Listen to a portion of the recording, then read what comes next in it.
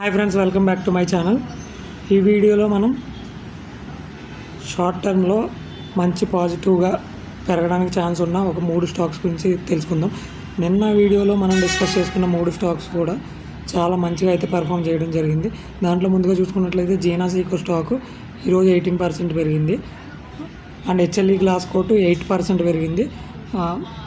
Balaji amine stock 5 to 6% అయితే పెరగడం జరిగింది.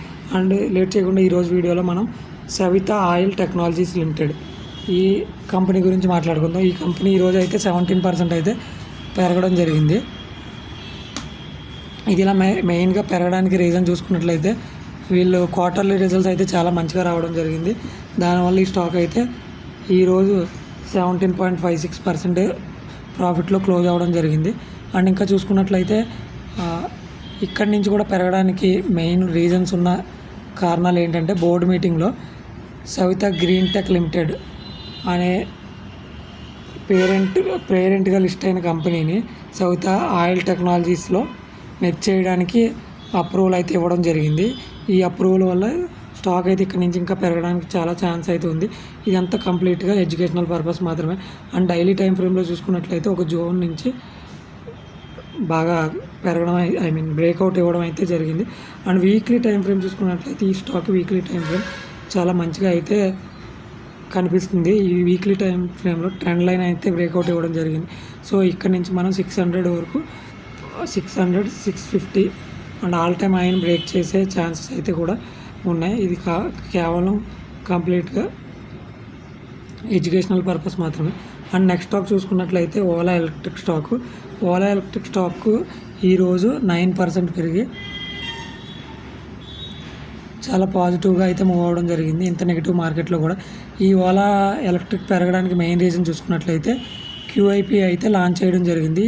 ఇందులో చాలామంది ఇన్వెస్టర్స్ హెవీగా అక్యుములేషన్ అయితే చేసుకోవడం జరిగింది. దీనివల్ల ఈ స్టాక్ అయితే ఈరోజు బాగా పెరగడం జరిగింది. అంతేకాకుండా ఆల్మోస్ట్ ఇది ఆల్ టైమ్ హై నుంచి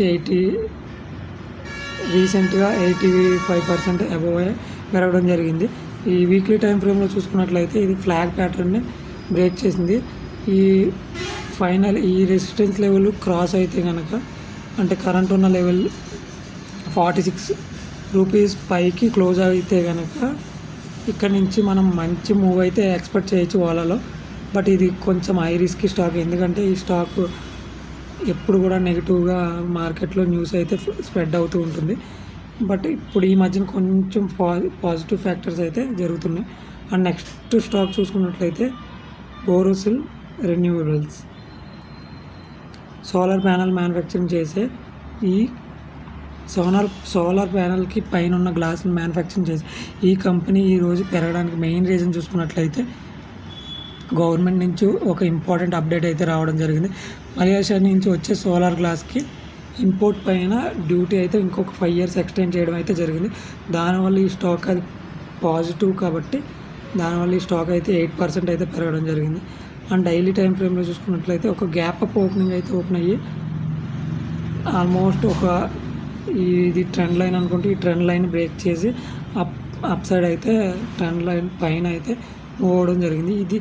ఈ స్టాకు ఇక్కడ నుంచి కూడా పాజిటివ్గా మూవ్ అవ్వడానికి ఛాన్స్ ఉంది. అది ఎప్పుడంటే ఈ 573 లెవెల్ని బ్రేక్ చేసినప్పుడు మాత్రమే ఈ స్టాకు పాజిటివ్గా మూవ్ అవ్వడానికి ఛాన్స్ ఉంటుంది. అప్పుడు నెక్స్ట్ టార్గెట్ మనం అయితే ఈ లెవెల్ అయితే ఎక్స్పెక్ట్ చేయొచ్చు. 620 వరకు ఎక్స్పెక్ట్ అయితే చేయొచ్చు. ఇది మేజర్ రెసిస్టెన్స్గా అయితే చెప్పుకోవచ్చు. ఇలాంటి మరిన్ని వీడియోస్ కోసం ఛానల్ సబ్స్క్రైబ్ చేయండి. లైక్ చేయడం ద్వారా ఈ వీడియో మరింత మందికి చేరేటట్టు చేయండి. Thank you friends.